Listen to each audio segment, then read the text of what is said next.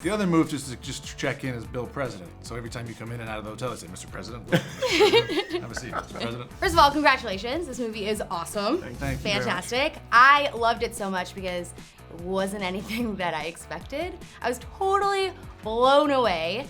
And what do you guys think the audiences are gonna love the most about this movie? I think, like you, I was really surprised when I first read the script. I was expecting one thing, and then I got all these surprises and twists and turns and reveals, and the central character is really different and compelling and kind of fresh and unique, and really taken from script to screen by Gavin in a great way, where he really capitalized and made on the excitement and on the action and on the drama and on every facet of the movie that makes it entertaining. It's just a lot of fun, and it's a movie I'm really proud of. It's interesting because I think the title alone just sort of makes you go, huh? Like, okay, what am I about to watch? And it's not an easy one to put into a sentence in the the best possible way. I just think it sort of has a little bit of everything.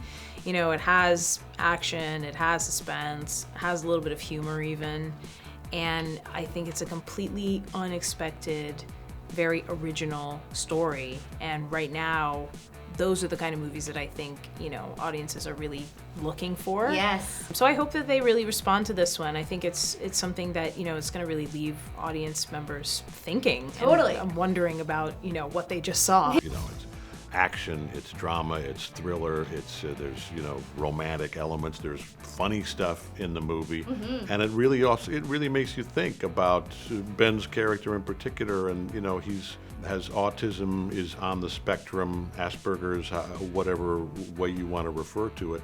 And I think the movie has a lot to say about how we perceive people who are different. Now, it's got a lot of humor in it too, which I also really appreciate. I don't know if it's just because I need that in a movie that's so intense.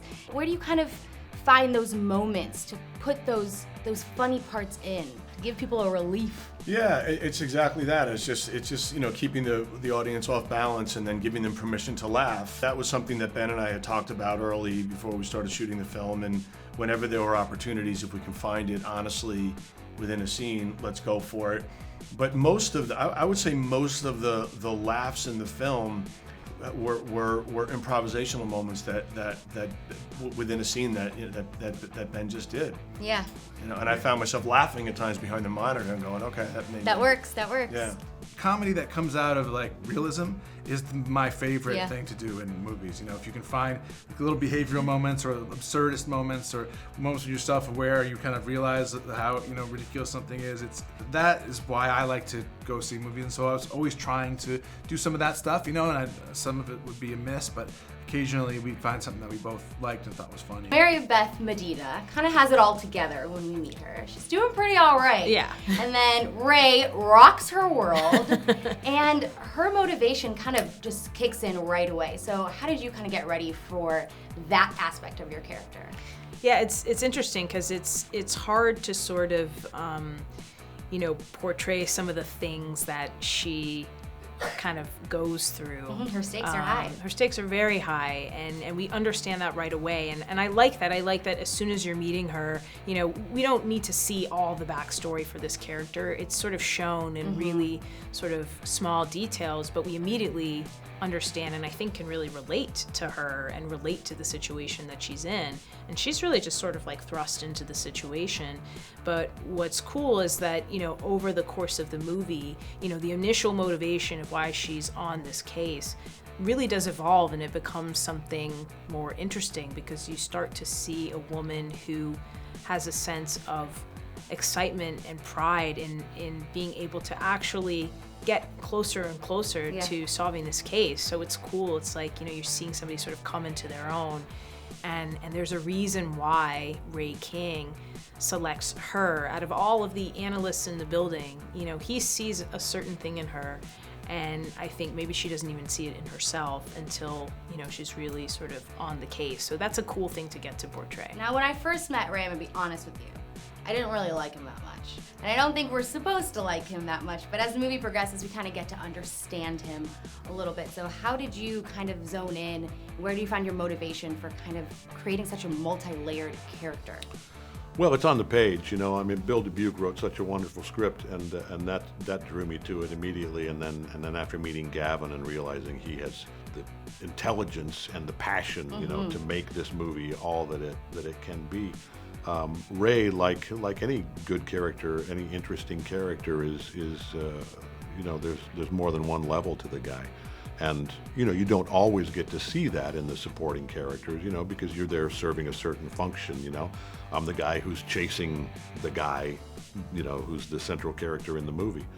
But a lot of characters in this film, besides Ben's character, you know, are very complex, and there's a lot that's revealed during the course of the story. Preparing for this role, stunts, and also kind of getting into his mannerisms, being autistic, how do you get ready for that and kind of do it with dignity and respect? Well, that's the key, is to do it with dignity and respect and have it not be exploitative or cheap. Totally. And that's what we wanted to do. And you do that when you research autism, and, you know, you just immerse yourself as much as you can and try to learn about something from a place of humility, so that you can, you know, you really genuinely come away being educated, and then you can take that information and put it into the performance. Now, there's a lot of stunts and badassness to this movie, so is there any kind of training that you guys had to do? I know on that side too, you're playing like these are real careers that people have, so did you talk to these people? How did you kind of get ready for that? There was months of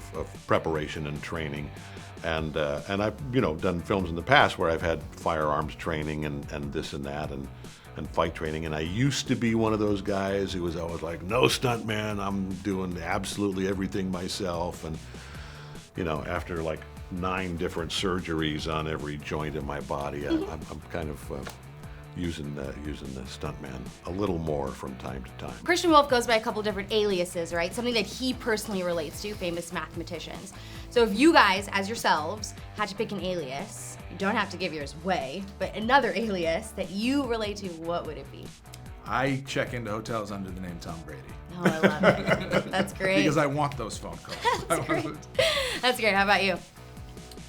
Bob Dylan.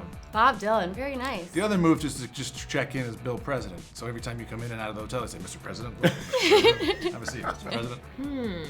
That's interesting. I have a few. I'm not gonna Okay, lie. all but right. the only problem is like, you know, I can't give away No, the alias that's kind of because the point I of it, use them. You know, I sort of, you know, have my moments where just to have a sense of, you know, separation or privacy, you know, you want to be able to sort of move about the world. And, you know, it's interesting. I don't even know, you know, I have like a couple in my mind that I'm like, I have no idea how I came up with these names. They're sort of just like plucked out of nowhere. But yeah, I would have to think on that. But I do have a couple of aliases that I use, but I have to keep those close to the Yeah, vest. definitely.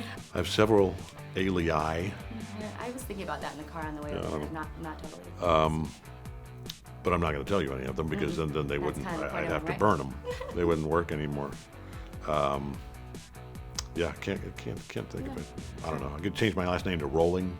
Well, that would you be know, good, see right? how that works. Now, one of the bigger themes in the movie is kind of like this sense of belonging and love, and Christian meets somebody who he really falls for, and that kind of drives him a little bit. So what are some of the crazier things that you've done for love in your life?